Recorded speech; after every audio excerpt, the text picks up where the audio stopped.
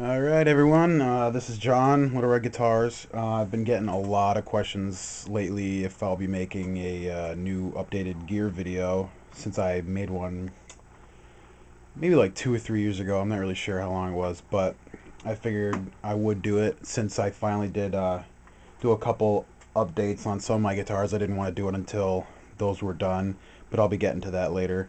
Um, First I'm going to do is just a little walkthrough on my guitar, or not my guitar, my amps. Um, I got my main amp, and then I got my bass amp down there, right there. And then I still have my Peavey over there, which I'll probably be selling pretty soon. I don't know if I'm going to sell the head just in case I need a backup at some point. You never know. But it's very likely I'll be selling the 4x12 cab pretty soon. Um, but I might, like I said, I might keep the head, and it is a really great sound too. So, anyway, here we go. Here's the Mesa. It is very awesome. It has 4 channels. As you can see, it has six settings per channel, so you can have totally different sounds coming out of each one. These two, that's channel 1 and 2, one on top and 2 on bottom. And the first channel has 3 options, as you can see right there. It's kind of hard to see, but it says clean, fat, and tweed mode. So you can have anywhere from like a clean guitar to a fatter sounding cleaner guitar, and then to sort of a tweed sound, which is pretty cool.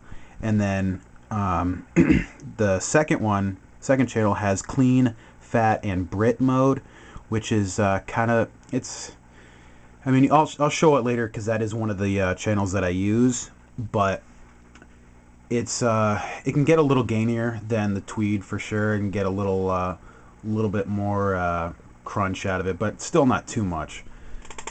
All right, and these are channels 3 and 4 right there. Top one is 3, bottom one is 4. I leave the channel 3 on the vintage setting, and there is a raw, vintage, and modern setting on it. The raw I mean, it's raw. I mean, it's not what it isn't, but I figure I can kind of get a raw sound out of my channel 2 anyway. So I like to have channel 3 in the vintage mode, which I used for a couple songs, like some Paramore stuff. Sounds better than if I had it on modern, because modern's more like a heavier rock, anywhere to like a metal type tone that I like to use. So anyway, I know a lot of people are going to ask me questions about which settings I use for them all, so I'm just going to put the camera down real quick, and I will take a look at what the settings are on these. Channel 1, which is my clean setting, is the master. Well, I won't say the master for any of them, because I mean, that doesn't really matter. It's just how loud it is. But the presence is around 12 o'clock, about maybe 11:30. Bass is around 11 o'clock. Mid is around 12. Treble's around 3 o'clock. And the gain is around maybe like at 10 o'clock. The channel 2, which is my Brit setting, let's see, presence is all the way up. It's at about a 5 o'clock. Bass is at 12 o'clock. Mid is at about a 10. Treble is about a 10 as well. And then the gain is fairly high. It's at about 4 o'clock. And I'm saying these all about 4 o'clock because it doesn't have like set numbers. So you kind of have to just think of it as a clock. And if you've never done it like that, and just kind of judge where like the hours are, the hour hands. So on to channel 3, which was the vintage mode. I have the presence at about 3:30. Bass is at about 11 o'clock. Mid is at almost 12 o'clock. Treble is at about 3:30, 4 o'clock. And the gain is at about 10:30, 10 o'clock, somewhere around there. And then on to the modern setting. This is the one I use the most. Most of my covers, if it's like Blink or if it's like a what if this song had a guitar solo or anything like that, where it's got like a pretty heavy sound. The presence is all the way up. It's at about 5 o'clock. The bass is at about maybe 9:30.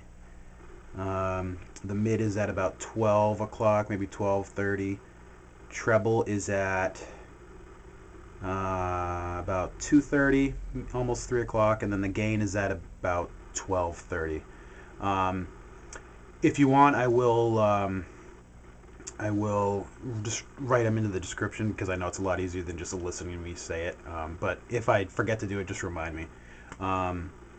And then there's plenty of other things that you can do with this amp that are really nice, but I mean, I don't really dive into that stuff too much with the effects loop. I don't really use. There's other stuff with the reverb that you can change in the back, and each channel can have its own separate setting, which is cool, but I never really use reverb all that much. So there's that. I am using an orange cab. I kind of wanted the orange cab because I knew that, excuse me, I knew that the orange cab was a little bit bigger in its construction. You can see all the way in and the low end, which is really cool. And I feel like if I went with a Mesa cab, then it wouldn't have been as good with the low end. I mean, I'm sure it would sound really great, but I think this really is kind of the best of both worlds. And this was kind of what I wanted to do in the first place before I even bought the orange head, which I sold a little while back so I could get this Mesa head. And I definitely did make the right choice. It sounds amazing.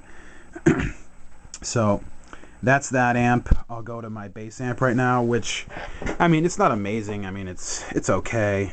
It's an Ibanez bass amp. It says Soundwave bass amplifier.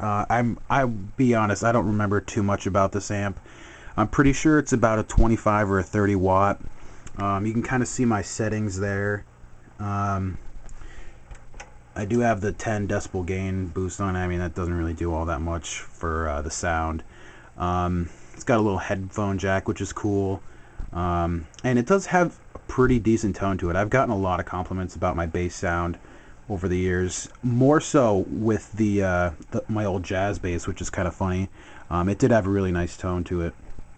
But that's pretty much it for the bass amp. I mean, nothing really too fancy with that. I can actually lean it back and have it so the sound goes a little bit higher up instead of just going straight ahead, which is pretty neat. So we'll go over to the old Peavey, which I haven't used in a while. But if you followed my videos for a long time, this is the amp that I've used for a very long time. Pretty much since I've been in this house. Or no, that's a lie. At least for the last like 6 years, maybe 7 years, I've used this amp. I bought it with the money I'd gotten from selling my old SG and my first Les Paul Classic, because I ended up selling those because I didn't really like the SG anymore, and the Les Paul Classic was really dinged up and it was hurting pretty bad. So I'd gotten money from those two for this, and then I also bought a Epiphone Les Paul, which I only had for a little while. I think I got it in a couple videos, but not too much. So if you use a Peavey like this, I'll show you my settings anyway, because a lot of people did like the tone that I had. The dampening the damping section right there. There's presence and resonance. Presence is at about 1130. Resonance is at about a 2. Reverb I didn't really have on. You can even see I broke off that little send jack right there. You could still put the cord in, or the cable in there, but I just broke the little thing off of there. Whoops. So on the lead section, which is like any of my heavier tones, I had the treble at about 2 o'clock. Middle was at about 12. Bass about 11 o'clock. And volume, that's all I had for where am I? Yeah, that's all I had for a volume, which was pretty funny. The gain I only had at about 11 o'clock. And then over to the clean section, I had treble at 1 o'clock, middle at 11, bass at about 11, and then the volume was pretty low too. And it also had a bright knob or input switch, so I could make the my clean sounds a little bit more jangly, which is kind of cool. But sometimes it was just a little too bright, and I didn't really like it that much. There's also a texture knob on the back, so you can change your sound a lot, which is really cool.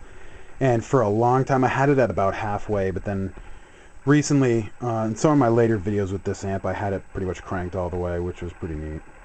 So that's it for that amp. And I do have a couple other amps that I've had over the years. If anyone's curious about them, I still have my old Randall 75 watt combo amp. I think it was called an RG75. It was a pretty good amp. I mean, it was for a solid state amp. I mean, it was okay, but it wasn't all that great. But I do still have that. I'm probably going to try and sell it pretty soon. I also have a Fender Pro 185. That was my great-grandfather's, which I'm probably going to try and sell. I don't know. It doesn't really work all that well. It's really old. And I used to have a Mesa Boogie Nomad 45, which was a pretty cool amp, but at the time I didn't really like it all that much. So that's pretty much it for the amp section. I'm gonna start covering the guitars now, so if you got any questions on my amps or anything like that, definitely feel free to ask me. And like I said, if I forget to put the settings like actually written down in the info section, just let me know. I'll put them there. I'm gonna do a video section on the guitars. I'm not sure yet if I'll do one guitar per video, or I'll do like a video on all 8 of them, and then I'll do a video on my pedals too. So definitely be on the lookout for those. I'm not sure if I'll put these all out at the same time. I haven't figured that out yet, but just make sure you check those out too. So thanks for watching.